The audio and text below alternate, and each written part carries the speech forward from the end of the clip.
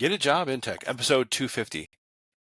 How can you have the most effective job search of anybody else ever, right? So you can use a couple different things. So you have a piece of paper, and you top to bottom, you draw a line, and then side to side, you draw a line. So you have essentially four blocks, right? You have 1, 2, 3, 4 blocks. You're going to call it like from top to top left, 1, top right, 2, bottom left, 3, bottom right, 4. So in column 1, you could call it like urgent or do it now, or maybe you could call it do it now. Let's call it do it now. This would be something like apply at 10 jobs. Just apply at 10 jobs right now. And then number 2 would be schedule. So you could schedule something like this week for 3 hours. Spend 3 hours this week on whatever day, let's say a Saturday or a Sunday, 3 hours searching for jobs. That's the schedule. Number 3 could be delegate. And for a job search, you want to delegate. This could be something like delegating. You could use delegating as putting your resume on like ZipRecruiter or Indeed or Monster or, I said Indeed, Monster, ZipRecruiter, LinkedIn. You're putting your resume out there for employers to look and find you, essentially. And then number 4 would be quadrant 4. You can call it quadrant 4 would be eliminate. This could be habits that you currently have. Maybe mindset habits that you have. Maybe doubts that you have about the job. Maybe even in a job search, you could eliminate. So for instance, this would be something like when you schedule or when you put your resume out there on Indeed or ZipRecruiter or whatever, you can eliminate some of the jobs you've had in the past that aren't applicable, that are not important. Like for instance, right now you work at a call center, let's say, and you're looking for another call center job. Okay. And you have in there that you worked at let's say you worked at 2 fast food places. So you have 3 total jobs listed.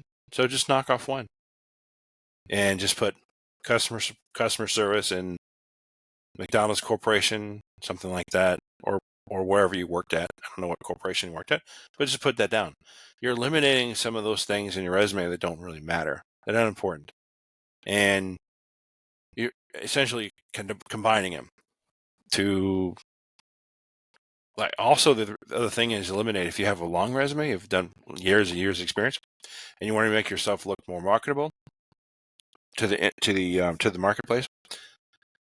And let's say a long time ago you worked at, maybe 10 years ago, it's not really relevant.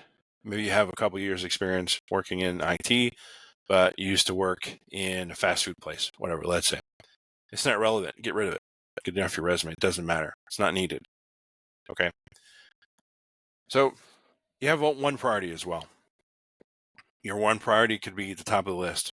Like in this piece of paper, at the very top of the list could be, what's your one priority? Like maybe your money. How much you want to earn, essentially. And what motivates you or what drives you essentially every day. Because this is something that's probably going to consume a lot of your time, because it'll be something you go after. So identify whatever it is that you're trying to get after. Maybe right now you make $15 an hour working in a call center and you want to make 25 and you want to be a sysadmin. Identify that priority, put it down, lock it in. This is my priority to do this. Or maybe you work at a job that you work butt in seat. So you have to go there every day and you have to drive an hour or half hour. So it means you have to get up you work 9 to 5. So you have to get up at 7 a.m. to be there by 9. 7 a.m. You leave at 8 because you get ready. And then it's just taking a toll on your stress because you don't want to drive all that time. And I want to just work from home. Just let me work from home. So that could be a priority as well. Time saver. You could call that basically you're saving time. So you're getting back time essentially to do whatever else. Your freedom, basically, if you want to say it that way as well. Your time freedom, if you want to say that. The other thing is, maybe another piece of paper, draw a iceberg and have a line in between it. And then say at the top, say something like, the very bottom would be skills that are needed, that I have to learn. The very top would be the job title, sysadmin, network admin, whatever. And then the bottom would be the iceberg. These are all the skills that you need to get that skill, or to get that job, excuse me. And if you know it, great. If you don't, you can Google how to do it. What does a network admin do? What are the skills needed for a network admin? What are the skills needed for a sysadmin? I can tell you definitely for a network admin, if you have a CCNA, they're going to hire you because your competition is very low, actually. Because just getting the CCNA, this is a Cisco Certified Network Associate, just getting that certification means you're going to learn a lot. You're going to learn about RIP, OSPF, a little bit of BGP, EIGRP, of course, QS. You're going to learn that. You're going to learn IP version 6. You just don't know how to do, because when you learn a CCNA, you're basically like 3 routers, 2 switches, right? Switching, you're going to learn about switching as well. But in a real network, it's way different. It's way different. And like a BGP change, right? You're not going to do a BGP change, not as a CCNA. They're not going to let you do that, but they're going to let you do some OSPF stuff maybe, or some. Usually, companies, nobody really uses RIP anymore, Router Information Protocol, but you're going to do simple things. You probably give you a task as like a net admin just to find all the routers in the network that have this OS version. Find all the routers in the network that need replacing, or tell me what they are, and tell me whatever switch has how many ports they have on it. Most likely you're going to have software that does that already, but maybe that's what they want you to do. Maybe they want you to install Cisco Meraki, where it'll find all the devices and pulls all the devices using I think it's MIB, Mesh Information Block, or CDP Neighbor, whatever. I don't know if they still use it or not, but it'll talk about all that. You'll be able to pull all the information about all the devices, network devices. Maybe they're going to have you do that, but they're going to give you something to do in that regard. Now, sysadmin, the skills needed are definitely, you have to know system Active Directory. So Microsoft Active Directory, you need to know that. Basically, it's just adding computers and adding users on the domain. Pretty much you have to know that. And to be a sysadmin, you have to be able to troubleshoot a couple things. You have to be able to troubleshoot event logs or event errors in Windows to some degree. You're going to have to know how to identify like what type of RAID versions, RAID 1, RAID 5, RAID 6. They're going to ask you to do those type of things. When you become a sysadmin, if you're a junior sysadmin, most likely they're going to say, okay, I need you to pass these servers, which just means your Windows updating it, applying patches to them. And that's pretty much there. If they don't have a WSUS server, most companies do, or they use some sort of application to patch them, these servers. But if they don't have one, then you're going to manually do it, which could be okay. You can learn how to do it. Anyway, going back to RAID, why RAID is important. Like RAID is Redundant Array Independent Disk, I think is what it stands for. So you have RAID 1. RAID 1 is 1-to-1. So usually production environments, you'll have a RAID 1, which will be, let's say you have a 500 gig hard drive and another 500 gig hard drive. So that's a C drive. So it's mirrored. That's RAID 1, which means if one C drive goes down, one hard drive goes down, you still have it. You still have another one that's taken over. So you have redundancy. You just have one redundant. And then you have RAID 5 and RAID 6. So RAID 5 is, if one, what is it, 5, I think it's 5 or 6 drives, I forget how many it is, what's the minimum is, but you pull out one drive fails, you need to replace that drive because you don't have any spares. So RAID 5 means I have a failed disk, failed hard drive.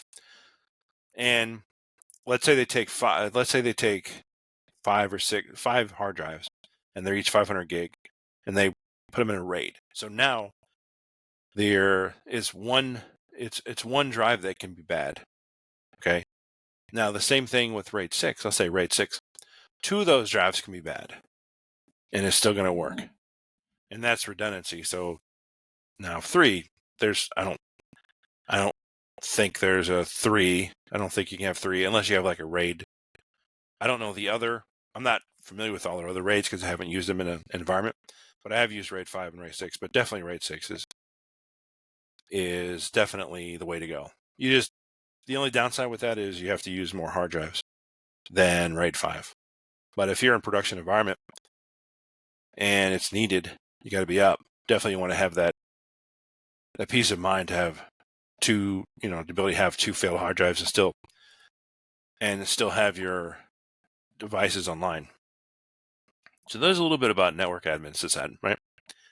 The other thing is blocking your time, batching your time essentially. So I talked a little bit about 3 hours, planning out 3 hours to train or to learn or to search for jobs.